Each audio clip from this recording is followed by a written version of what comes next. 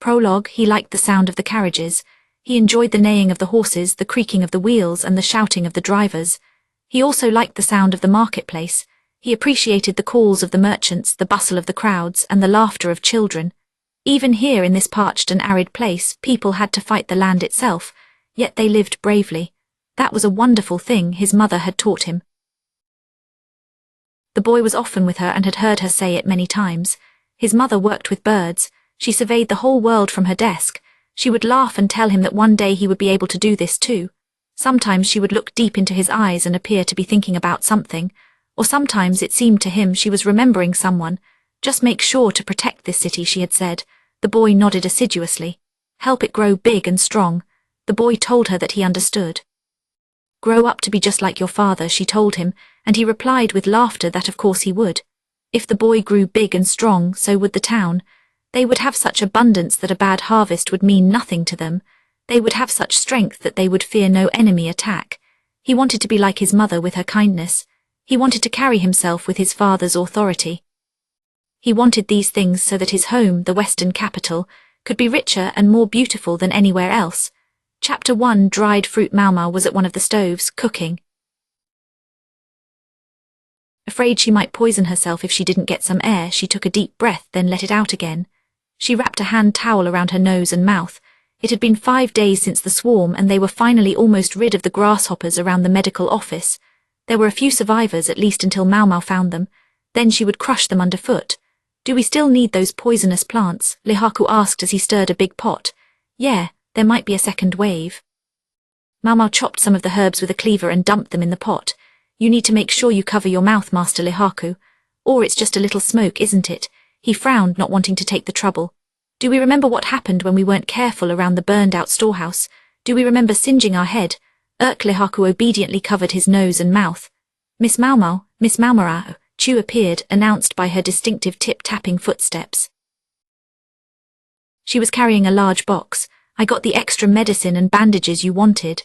Thank you, Maomao said, inspecting the contents of the box. Is this all? Afraid so, Chu said with an apologetic look. Despite the box's size, there wasn't actually much in it. Certainly not nearly as much as Maomao had asked for. Supplies are short everywhere. I think we'll just have to make do. Yes, of course, you're right. The grasshoppers might be gone, but that didn't mean they could relax. People were on edge, and that sort of anxiety could lead to outbreaks of violence. Some people were hurt and many more were in poor health. Medicine always seemed to be in short supply already. With a contagion about, they certainly wouldn't have enough. Maomao passed Chu a mortar and pestle, encouraging her to work too. Chu obligingly but resignedly rolled up her sleeves. I don't think we'll run out of actual food, but there are other problems. The bugs hadn't gotten to all of the provisions in the grain silos, but there was a dearth of fruit and vegetables. This meant everyone would have an imbalanced diet for the foreseeable future. The real trouble is a few months from now. Supplies would need to be closely regulated until the next harvest. People could be complex and difficult. Simply telling them that everything would be fine and to relax wouldn't do the trick. As soon as they realized there wouldn't be enough to go around, they would start hoarding. Soon there would be shortages, and then people would start to starve. Maomao said, I'm sure our dear acting governor is well aware of all that. Chu replied pointedly, when you get right down to it, Master Gyuku-o is a doer. A doer, for a variety of reasons. Maomao was not personally a big fan of Gyuku-o, but a mark of adulthood was the ability to separate personal animus from objective evaluation. He sent provisions and distributed food around the Western capital and the surrounding towns, wherever there wasn't enough to eat. Being quick to act is worth a lot. A swift initial response would do much to reassure the populace. Lihaku said, impressed, started sharing right away, generous. I thought the powerful were supposed to try to keep everything for themselves, right? He sent carriages full of provisions, all carefully calculated based on the population and the extent of the damage to each area. Chu never missed a thing, did she? It seemed she had checked all this out herself. Wait, was it all the stuff Rikusen had been preparing for so long? He'd made plenty of reports to Gyuku-o.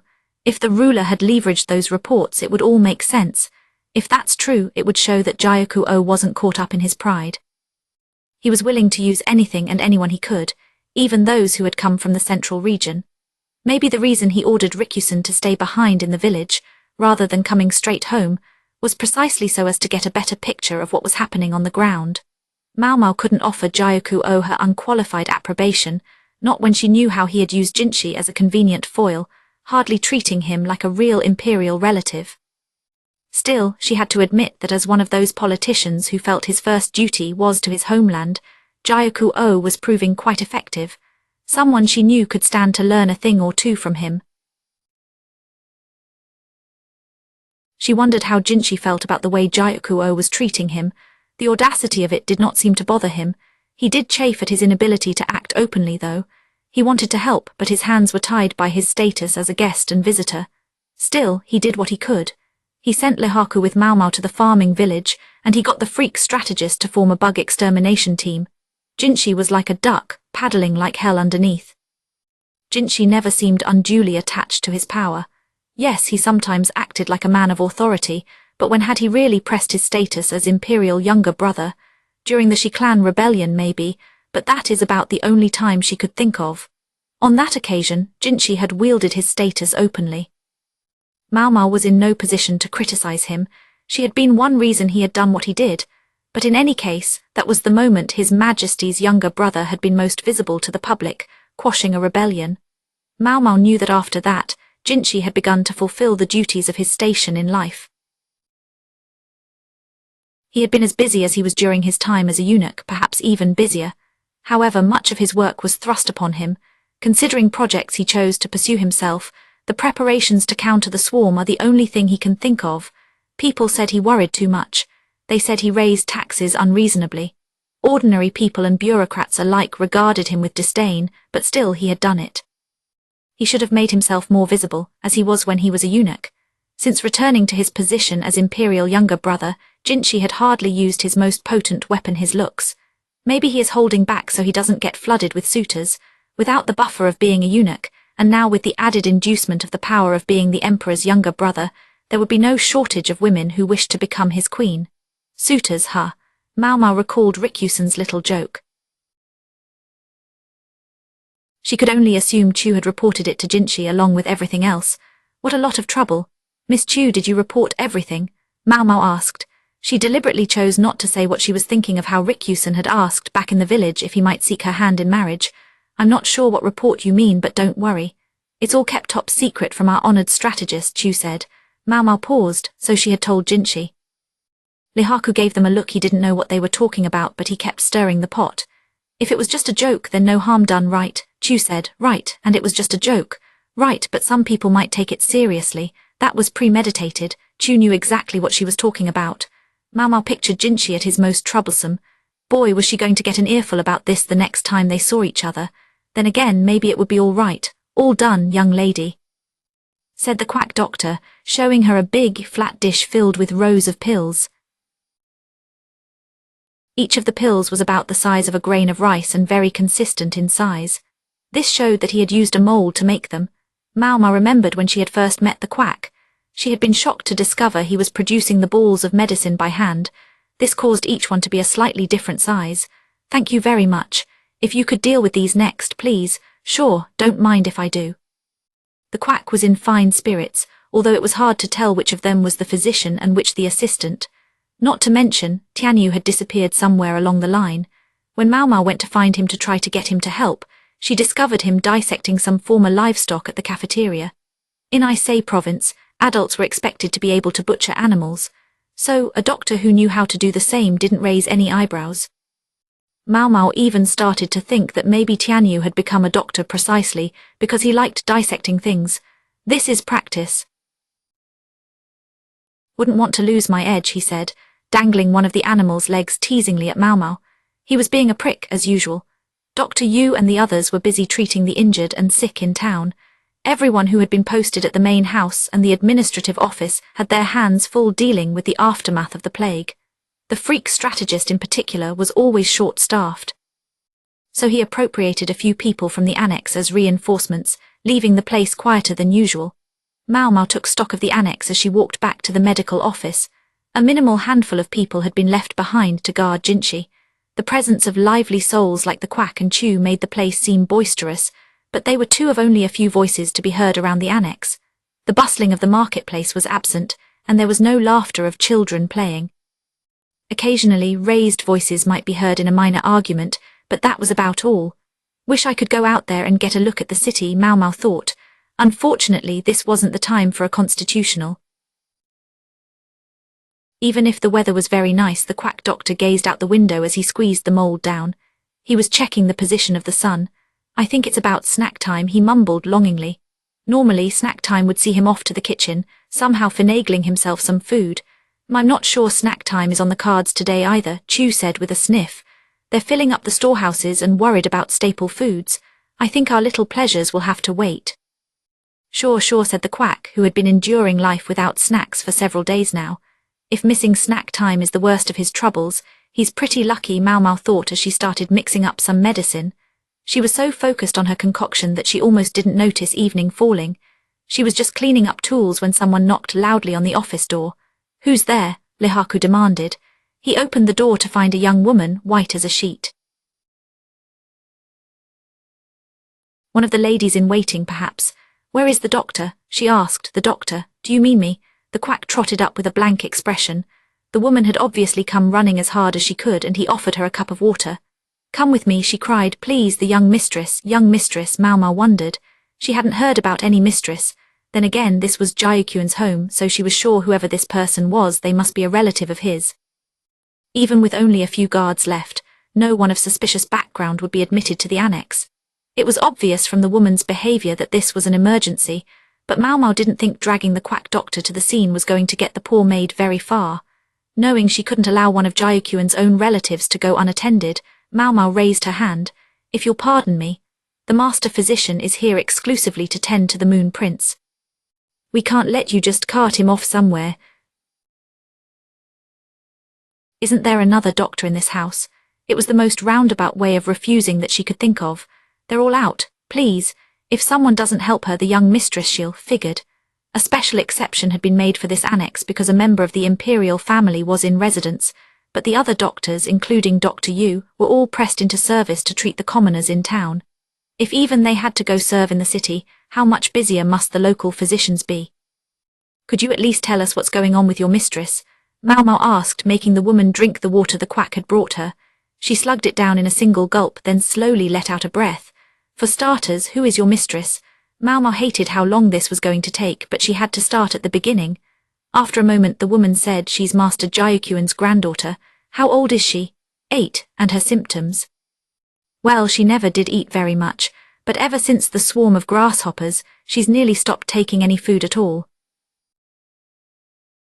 She has only been willing to eat fruit for days, but today she complained her stomach hurt and vomited several times. Stomach pains and vomiting, those symptoms could be almost anything.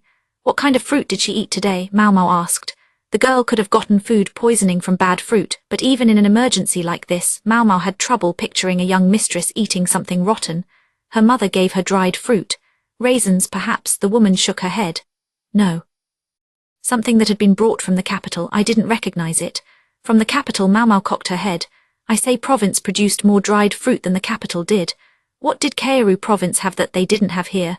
It had reddish-brown skin and looked like it had been dusted in white powder, the woman said. Maomao's eyes went wide. The lady in waiting seemed to be describing a dried persimmon. All right, we'll see your mistress right away. Where is she? Maomao scrambled to get tools and medicines from the office shelves, then shoved them into a bag. Young lady, you can't just go running off on your own, the quack cried. If we leave her in the worst-case scenario, she might die. Die, the quack trembled visibly. Lihaku picked up Maomao's bag. Chu seemed to have vanished in the meantime, but I can't leave the office. I'll go. Maomao couldn't be exactly sure, but she was almost sure that the quack wouldn't be able to treat the girl. She figured she would have to deal with this herself. Then someone else spoke up. Not by yourself you won't, Nianyang. You're not even a doctor. It was the man with the indolent grin. Tianyu was leaning against one of the posts in the medical office, a bag full of supplies already in his hand. I'll go with you. At least I have the title of physician. He seemed to have gotten very interested in this case, but his presence made Maomao more anxious, not less. You're coming with me. No, Nianyang, you're coming with me. Maomao stood in silence for a moment. He was right that according to the hierarchy she was just there to help. And she had to admit that Tianyu was better than the quack when it came to actual doctoring. Miss Maomao, Chu had reappeared in the meantime. I reported to the Moon Prince. She worked quickly, all right. And what did he say? Maomao asked. Even if she and Tianyu were willing to go see the patient, they wouldn't be going anywhere without Jinqi's permission. The lady-in-waiting also watched Chu intently. He says you can go ahead and go. Just make sure that you discuss the treatment very thoroughly with the patient. Lihaku looked like he was getting ready to accompany them. He was ordering another soldier to look after the quack. Maomao turned to the worried servant and said, "Show us where we need to go." The lady-in-waiting guided them to a house near the annex. When they were ushered into the patient's room, they found a woman in her mid-20s by the bed.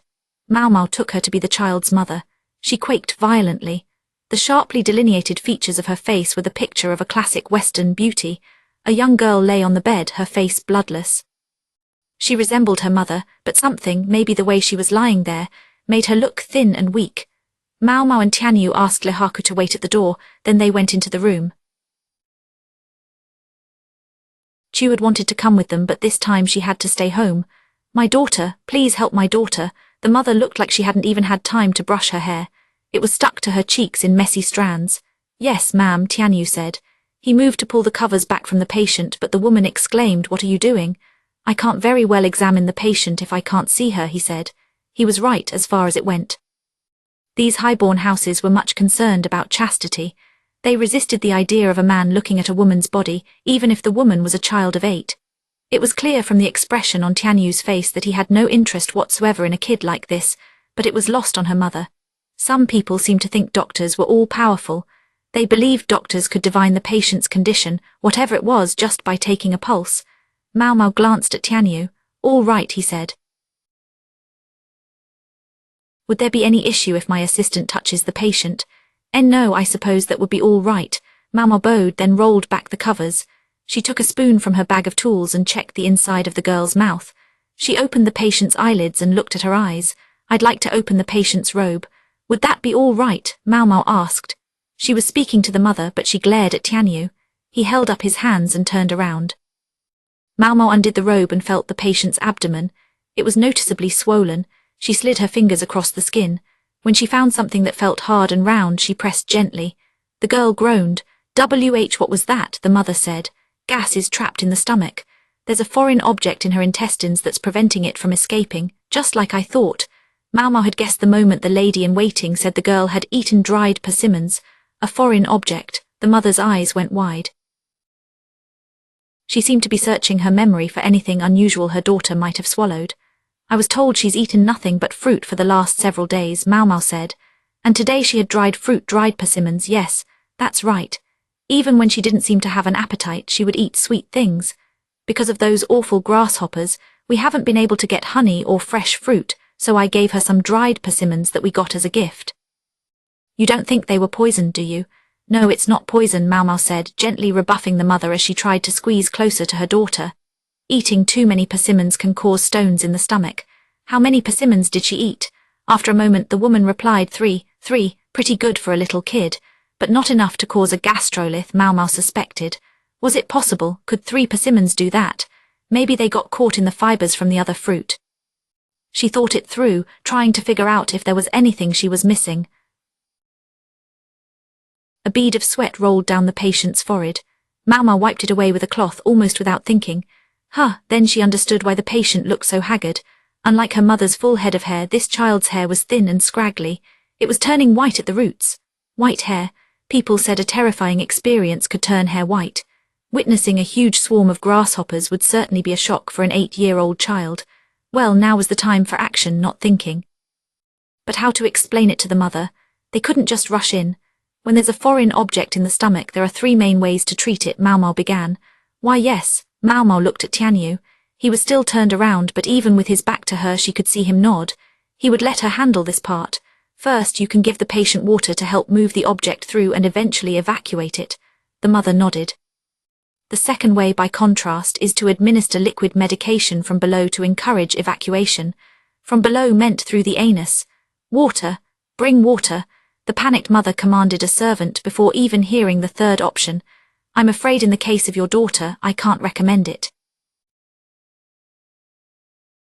It seemed likely that she would simply vomit up any water she drank. "So you're going with the second possibility?" the mother asked. She didn't seem to like the idea of inserting medicine through the behind, but if that would have worked they could have counted themselves lucky.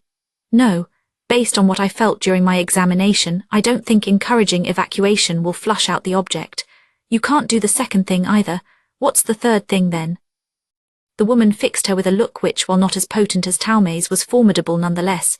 We cut open her stomach and removed the obstruction by hand. Instantly the woman's face hardened and she pounded a nearby table.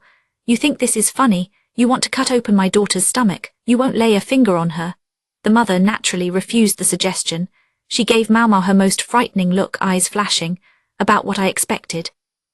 You're ordering us to attempt the first and second methods repeatedly in order to remove the obstruction, Maomao said. I am, and you'd better do it quickly. I'm afraid I can't do what you're asking in good conscience.